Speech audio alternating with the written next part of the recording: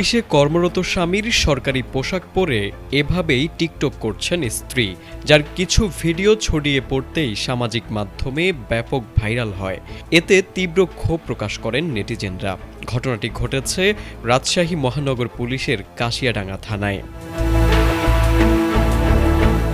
এদিকে এ ঘটনাকে কেন্দ্র করে রাজশাহীতে মোহাম্মদ সাইফুজ্জামান নামে এক কনস্টেবলকে প্রত্যাহার করা হয়েছে। সাইফুজ্জামান রাজশাহী মেট্রোপলিটন পুলিশের কাশিয়াডাঙ্গা থানায় কর্মরত ছিলেন। গত বৃহস্পতিবার RMP commissioner doctor Mohammad Zillur Rahman প্রত্যাহার আদেশ দেন। জানা গেছে, প্রত্যাহার হওয়া কনস্টেবল সাইফুজ্জামানের প্রথম স্ত্রীর সাথে বিচ্ছেদের পর তিনি সীমা খাতুন নামে এক নারীকে বিয়ে করেন। তার বাবার বাড়ি কুষ্টিয়ায়। অভিযোগ রয়েছে, সীমা খাতুন স্বামীর সরকারি পুলিশের পোশাক পরে নিয়মিত টিকটক ভিডিও তৈরি করতেন এবং সামাজিক মাধ্যমে প্রকাশ করতেন।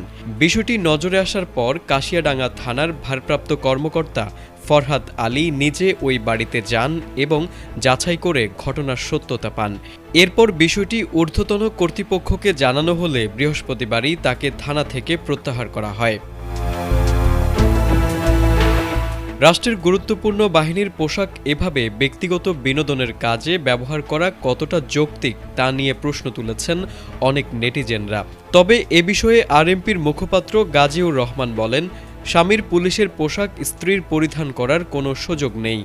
এটি একটি ফৌজদারি অপরাধ। প্রাথমিকভাবে অভিযোগের সত্যতা পাওয়ায় ওই কনস্টেবলকে থানা থেকে প্রত্যাহার করা হয়েছে। তদন্ত শেষে তার বিরুদ্ধে বিভাগীয় ব্যবস্থা নেওয়া হবে।